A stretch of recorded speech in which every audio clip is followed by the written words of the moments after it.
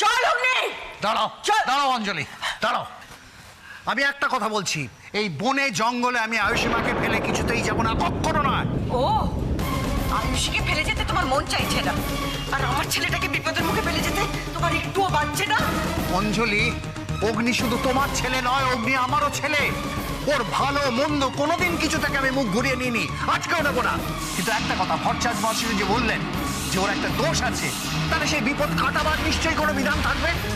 হ্যাঁ, একটা কাজ করে যাক অঞ্জলি, আমরা কলকাতায় ফিরে যাই।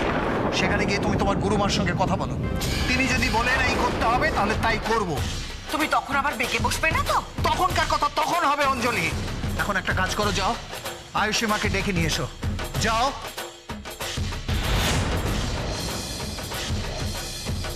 যাও যাও অঞ্জলি, ডেকে নিয়ে এসো।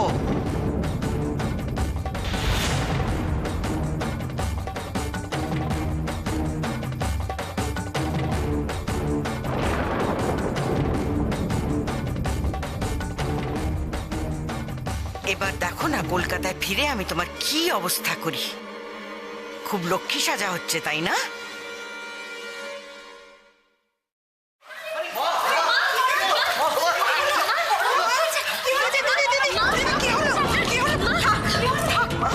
তুমি তো সাবধান মা লক্ষ্মী। আমার মতন পাপী মানুষের পায়ে হাত দিতে তোমার মানায় না। ও মা, দিন দিন না আপনার ছেলে মানুষটা বেড়েই চলেছে। ওরা এসে কি বলে গেল আর আপনি ওধরা বসে থাকবেন? দেখি হাতটা সরান দেখি। না থাক, তোমার আর ওসব দেখে কাজ নেই। আপনি আবার শুরু করলেন মা। আমি আপনার পায়ে হাত দেবো না তো কে দেবে শুনি? আর একটাও কথা বলবেন না আপনি, একদম চুপটি করে বসে থাকবেন, ঠিক আছে?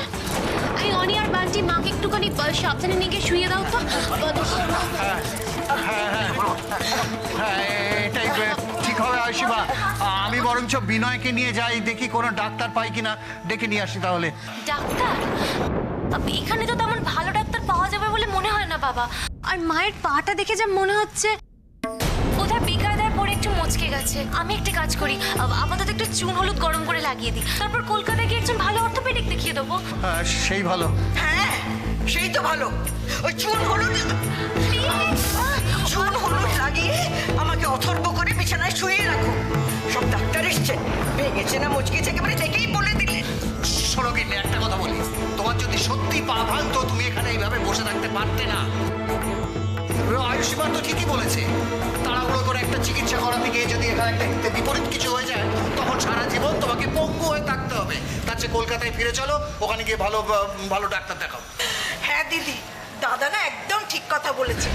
দেখো কার না কার হাতে পড়বে, তারপর ঠিক মতো পাটা সেট হবে না। আর এই বয়সে এরম হলে কিন্তু সারতে চায় না সহজে, বুঝেছো? মোদি তুমি একটু ধৈর্য ধরো। কলকাতায় আমার চেনা জানা একজন অর্থোপেডিক আছে, আমি নিজে তোমাকে ওনার কাছে নিয়ে যাবো। কবে যে কলকাতায় ফিরবো তার ঠিক নেই, তারপর নাকি আমাকে ডাক্তার দেখাবে। ততদিনে হয়তো আমি পঙ্গুই হয়ে যাবো। জি মা, এসব কথা বলতে আছে? ওই পঙ্গু জীবন নিয়ে আমি আর বাঁচতে চাই না। ভগবান তুমি আমাকে তোমার কাছে ডেকে নাও, ভগবান ডেকে নাও। আপনাকে তো বাঁচতেই হবে মা। আপনি তো আমাদের গোটা সংসারের মাথার উপরে বিরাজ করবেন। আপনি না থাকলে অগ্নি, অনি, বাবা এদের সবাইকে কে দেখবে মা? আপনি ছাড়া যে আমাদের সংসার অচল মা, আমাদের সংসার অপূর্ণ।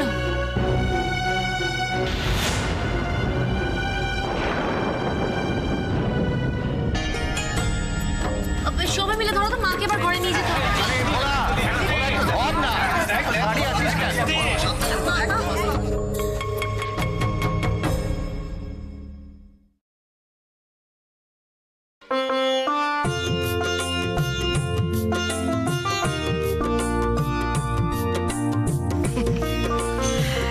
একেই বলে ধর্মের কল বাতাসে নড়ে।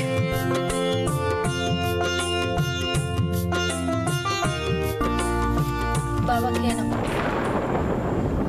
রেখে দে টেবিলের উপর। খাবারটা ঠান্ডা হয়ে গেলে ভালো লাগবে না। কে খাচ্ছে ভালো লাগার জন্য? খেতে হয় তাই খাওয়া।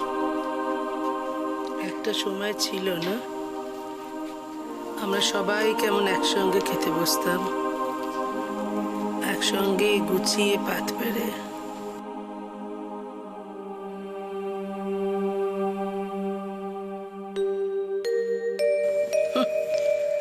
এখন সব কেমন অগোছালো, এলোমেলো। ওই পুরনোকে আঁকড়ে থাকতে গিয়েই তো এই হাল হলো গিন্নি। সময়ের সঙ্গে তাল মেলাতে পারলে এই এতটা কষ্ট সহ্য করতে হতো না। বড় হয়ে গেল, হ্যাঁ দেখলে, হ্যাঁ কি তাড়াতাড়ি ছেলেটা একদম বড় হয়ে গেল। এই কথা কেন বলছো? আমাদের আয়ুষীটাও তো সময়ের কত আগেই ওকে বড় হতে হলো, কই সে তো পাল্টালো না। মা তোমরা এবার খাবারটা সত্যি খেয়ে নাও, ঠান্ডা হয়ে গেলে আর খাওয়া যাবে না। আমি ভাবছিলাম জানিস, ছোট্টবেলায় সুজনকে আমি এরকম গড়াস পাকিয়ে পাকিয়ে খাইয়ে দিতাম। যেই দেখতো ভাত মাখা হচ্ছে অমনি আমার সামনে এসে মুখখানা হা করে দাঁড়িয়ে পড়ত। ও তো তাড়াতাড়ি সব ভুলে গেল।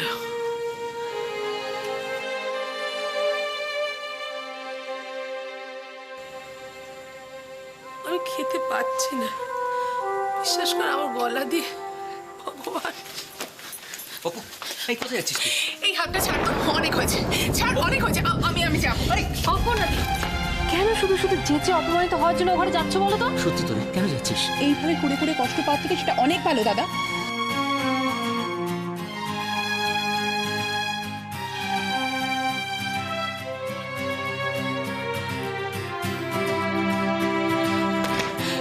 সুজন, তোর সঙ্গে কথা আছে, একটু দরজাটা খোল। আবার সে এক নাটক। এদের কাছ থেকে এবার নাটক করাটা শিখতে হবে আমায়।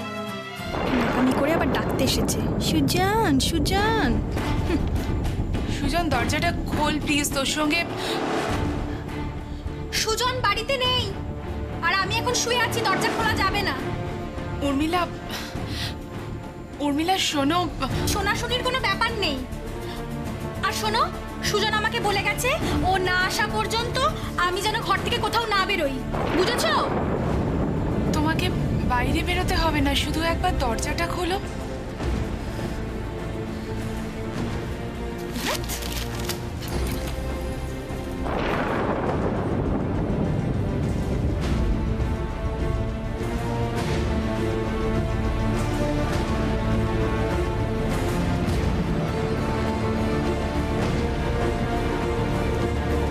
অপরাধী, অপরাধী কি হলো? কি হলো বলো? কি বললো রে? সুজন নেই, কোথাও বেরিয়েছে।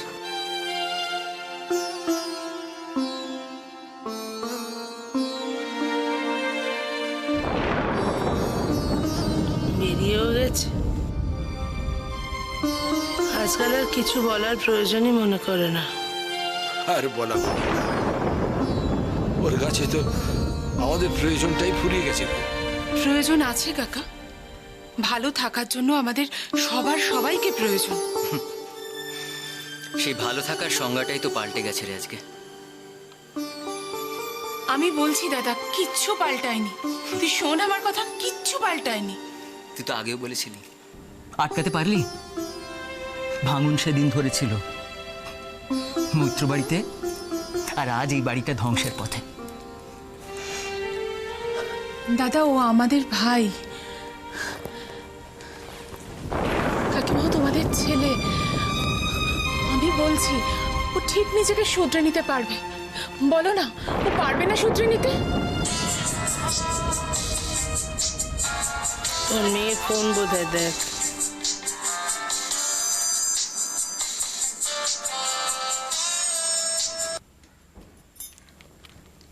হ্যাঁ মানে তুমি হঠাৎ কি? কখন?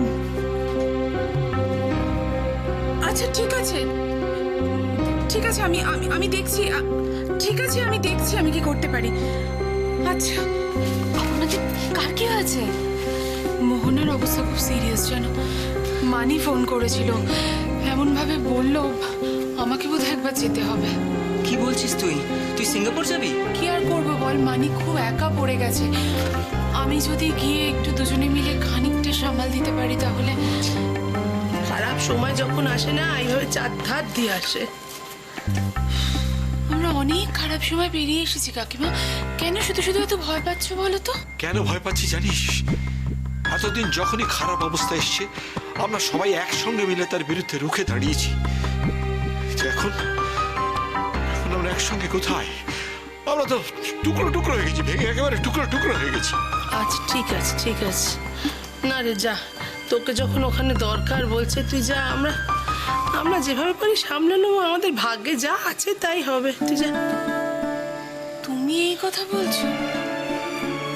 ভাগ্যের দোহাই দিচ্ছ তুমি কাকিমা? তুমি তো কোনোদিন এত দুর্বল ছিলে না। কেন বলছো? মানে এমন কি হয়েছে? আমরা কি সবাই সবার থেকে আলাদা হয়ে গেছি? একজন গেছে, যে গেছে তাকে আমরা সবাই মিলে ফিরিয়ে আনতে পারবো না?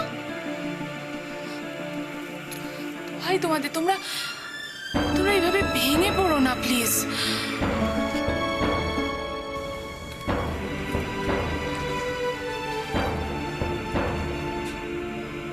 আমি চলে যাচ্ছি বলে ভাবিস না যে আমি তোদের থেকে আলাদা হয়ে গেলাম।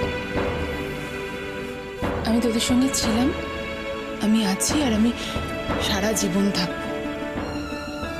শুধু আমায় কথা দে যে আমি যখন ফিরে আসবো আমি যেন ফিরে এসে দেখতে পাই যে আমাদের এই মৈত্র বাড়িটা আবার আগের মতো হয়ে গেছে। অপু, তুই কতদিন পরে আমার কাছে কিছু চাইছিস?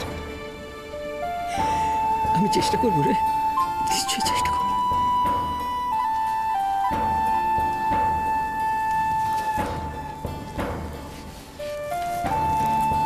আসি। সাবধানে যাস মা, খুব সাবধানে যাস।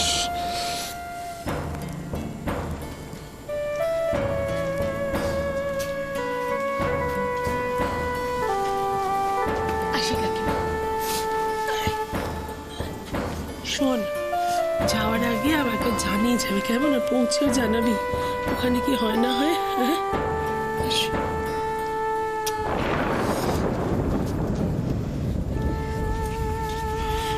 এবারে কর, তোর তখন অনেক কাজ, আর আমি তোর কথা রাখার চেষ্টা করবো রে, যথাসাধ্য।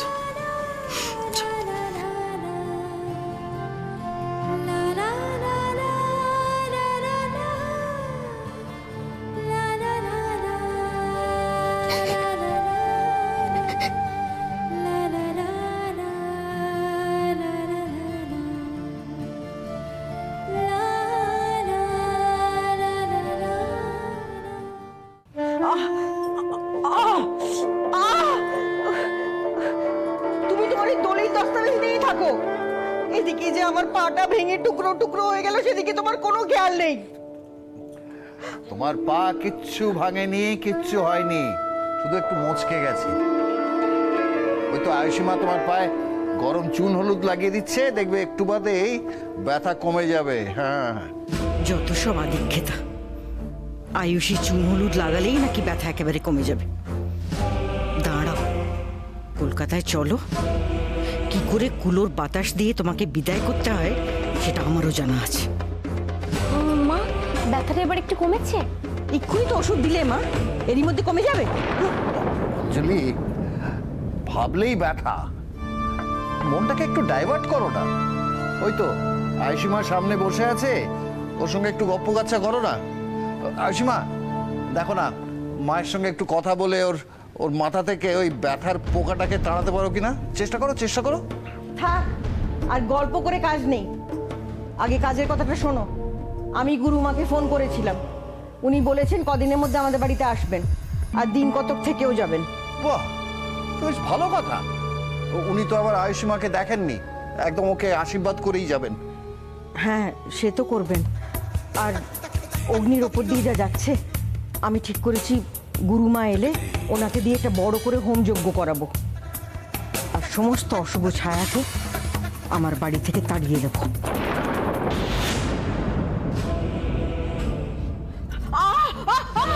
কি হলো মা, ব্যথাটা আবার বাড়লো নাকি? সেটা আমি কি করে বুঝবো? আমার তো মনে হচ্ছে ব্যথার চোটে আমার এবার প্রাণটাই বেরিয়ে যাবে। কি গো, তুমি ওখানে চুপ করে বসে থাকবে না কিছু করবে? ঠিক আছে ঠিক আছে, আমি তোমাকে একটা ব্যথার ওষুধ দিচ্ছি, খাও, একটু বাদে ব্যথা কমে যাবে। দাঁড়াও দাঁড়াও।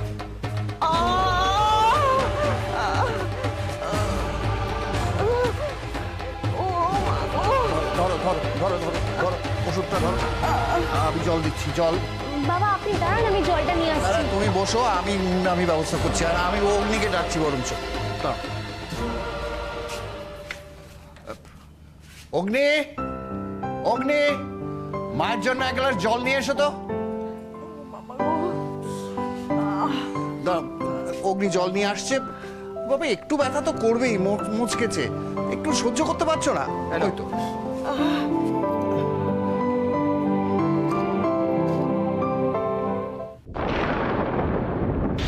বাবা এত চমকাচ্ছ কেন বলো তো?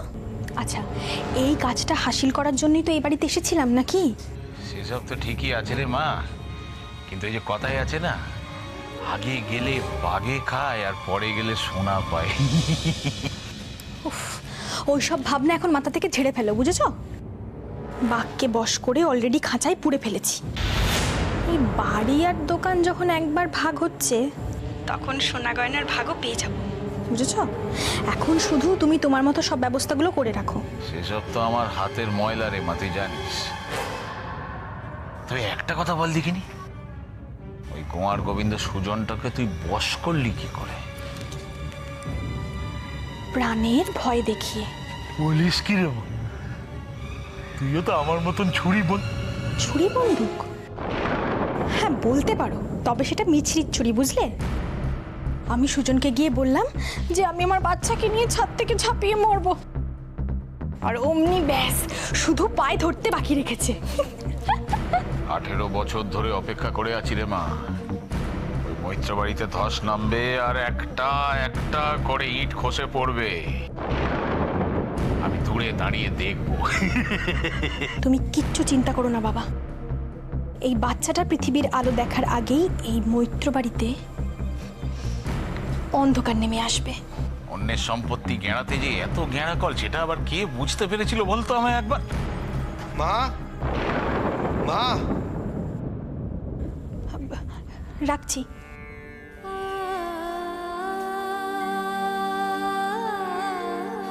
কতদিন বাদে মা বলে ডাকলি সুজন?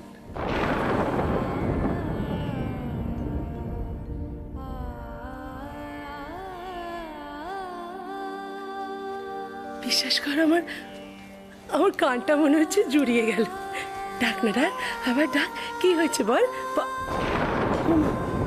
দাঁড়া দাঁড়া। হ্যাঁ দাদা, হ্যাঁ কি ব্যাপার? উকিল বাবুকে আমি ডেকেছি মা।